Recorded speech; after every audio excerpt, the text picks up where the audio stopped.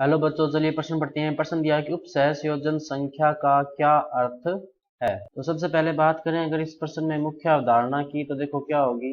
मुख्य अवधारणा जो इस प्रश्न में होगी वो होगी उपसहसंयोजन संख्या।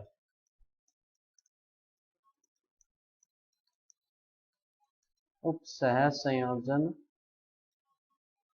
संख्या। उपसहसंयोजन संख्या देखो क्या होती है कि किसी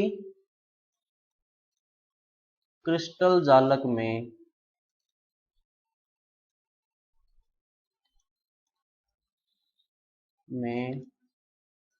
एक परमाणु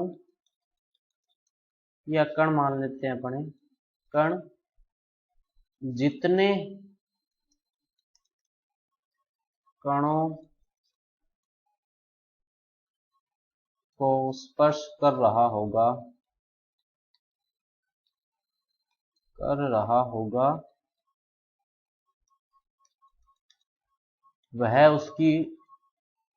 वह संख्या उसकी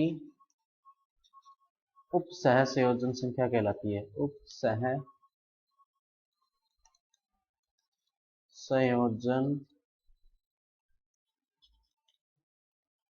संख्या कहलाती है। जैसे उदाहरण लेते हैं अपने, जैसे मान लो ये दो परमाणु हैं, तो इन दोनों की उपसहसंयोजन संख्या क्या है, एक एक। अब मान लेते हैं ये परमाणु है तीन, इस तरह से पड़े हुए हैं। इसमें जो बीच वाला परमाणु है इसकी तो उपसहसंयोजन संख्या कितनी है, दो।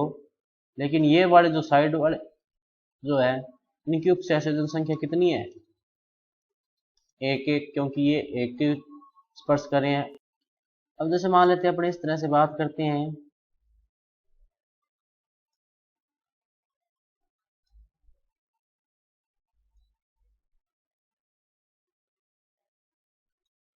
तो यहां पर देखो इस परमाणु की, ये वाला जो परमाणु है उसकी उपसहसंयोजन संख्या कितनी होगी, एक, दो, तीन।